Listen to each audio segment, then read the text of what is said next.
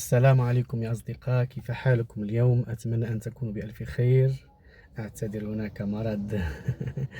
كانت هناك وعكة صحية. أتمنى أن تكونوا أنتم بألف خير. سوف نكمل حديثنا عن الرواية في طنجة بعد محمد شكري، وسوف نخصص هذه الحلقة للحديث عن السمات الجينية في رواية وحي آل كاتبة ليوسف قرماح. وسوف نبدأ بالحديث عن ما قبل النص، أي الغلاف والعنوان والاستهلال. فيما يتعلق بالغلاف، هناك نجد الخلفية باللون البيجي، واسم المؤلف باللون الأحمر، وعنوان الرواية باللون اسم المؤلف باللون الأسود، وعنوان الرواية باللون الأحمر. كما أن جنس الرواية موجود داخل بقعة ملطخة ذات شكل عشوائي، بالإضافة إلى صورة لآلة كاتبة وبجوارها فنجان قهوة وريشة كدليل على علاقة القهوة بالكتابة. كل ما هو موجود على الغلاف يشير بطرق مختلفة إلى عملية الكتابة والتصورات المصاحبة لها، لكن ما يلاحظ هو في تركيبة هذا الغلاف هو تجلي لبعض أهم السمات الجينية. نوردها كما يلي: رفض المدنية الحديثة والحنين إلى الماضي وإلى كل ما هو أصيل. فنجد صورة الآلة الكاتبة وعوض الحاسوب، والمحبرة والريشة عوض القلم المصنع. فهذه الآلة الكاتبة إلى جانب الريشة والمحبرة تعود بنا إلى فترة ما قبل الحداثة والثورة الصناعية والتكنولوجية. هذه الثورة التي أحدثت لنا مجتمع التناقضات وخلقت فجوة كبيرة بين الطبقات الاجتماعية، أهمها فئة البرجوازية الشرسة والبروليتاريا العارضة والمسحوقة. لذلك لا نجد على الغلاف صورة الحاسوب وقلم الحبر بأنواعه المختلفة، وإن كانت تنتمي إلى زمن الكاتب. يبقى فقط فنجان القهوة نراه في الغلاف، ولكن يتمناه الكاتب كما لو كان بنفس الطريقة وبنفس الإعداد الذي كان في زمانه. ننتقل الآن إلى عنوان الرواية. حدد جيرار جينيت وظائف العنوان في 4 وظائف، وهي التعيينية والوصفية والإيحائية والإغرائية. يمكن لعنوان الرواية أن يقوم ب3 من هذه الأدوار الوظيفية، ولكن كيف يمكنه أن يقوم بالوظيفة الوصفية؟ فطبيعة العنوان التركيبية وحي آلة كاتبة تستند إرسال الوحي من آلة كاتبة جامدة، وهذا يحيلنا إلى سمة جينية أخرى، وهي التطاول على المقدس والجرأة على الدين. فالعنوان من خلال تعبيره المجازي يلخص العمل الروائي باعتبار هذا النص ما هو إلا وحي.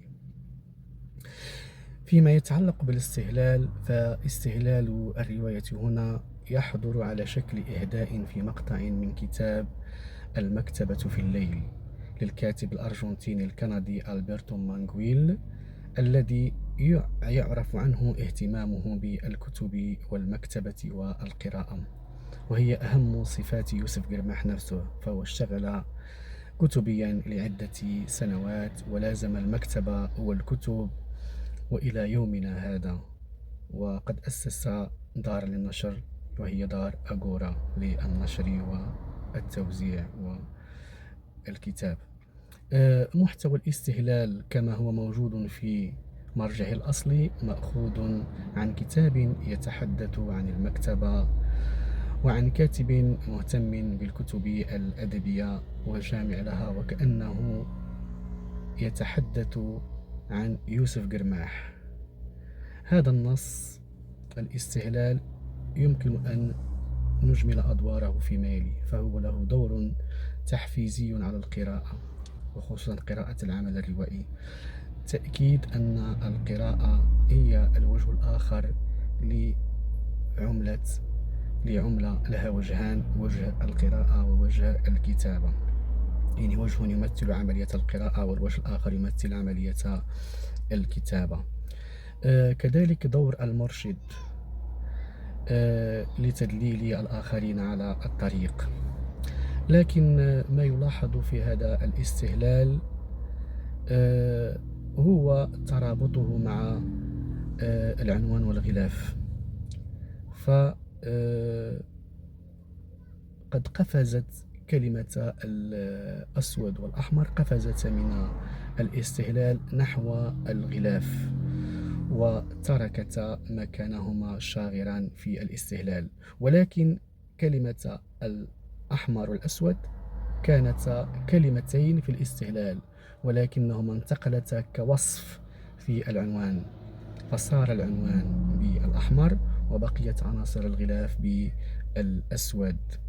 فاللون الأسود قد يدل على الإدراكات الحسية المرتبطة بالأرق والحزن وعدم الإدراك، بينما اللون الأحمر هو لون الروح، لون الشهوة، لون القلب، هو لون العلوم والمعرفة الباطنية.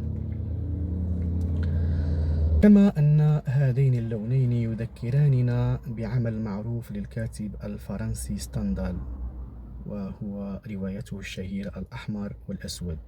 والاستهلال يستدعي كذلك عدة أزمنة: زمن إمبراطورية الأزتك المشار إليها في هامش الاستهلال، والتي هذه الإمبراطورية التي حكمت دولة الأمريكيين الأصليين من 1430 حتى سنة 1521. زمن آخر هو زمن اختراع آلة الطباعة من طرف الألماني غوتنبرغ. والزمن الأخير هو الزمن الحاضر الذي يجمع ألبرتو مانغويل ويوسف جرماح. ما يمكننا أن نستنبطه من الاستهلال بخصوص السمات الجينية: نجد أهمية التعلم والقراءة والإرشاد للخروج من حالة السديم والعدم والغم والحزن التي يرمز إليهما اللون الأسود، نحو حالة المتعة والحياة والعلوم والمعرفة الباطنية التي يرمز إليهما اللون الأحمر. وهو نفس التأكيد الذي خلص إليه شكري أو محمد شكري من أن التعلم والمعرفة هما السبيل الوحيد للمنبوذين والمسحوقين للخروج من عالم القاع نحو الاعتراف والرقي الاجتماعي. كما أن أزمنة الاستهلال تشير إلى مراحل حياة محمد شكري، فمرحلة إمبراطورية الأزتك تشير إلى مرحلة القاع، حيث تمت إبادة هذه الإمبراطورية فيما بعد. مرحلة اختراع الآلة الكاتبة، وهي مرحلة التنوير، هذه الآلة التي سهلت انتشار الكتب وسهلت عملية الكتابة والقراءة وانتشار المعرفة. والزمن الحاضر هو زمن التمرد وزمن التغيير، كما جاء ذلك في رواية محمد شكري الشطار، أو زمن الأخطاء، كما أكد ذلك فيما بعد في أشهر حواراته حول الرواية. أتمنى أن تكونوا قد استمتعتم بهذه الحلقة. دمتم بألف خير، وإلى اللقاء.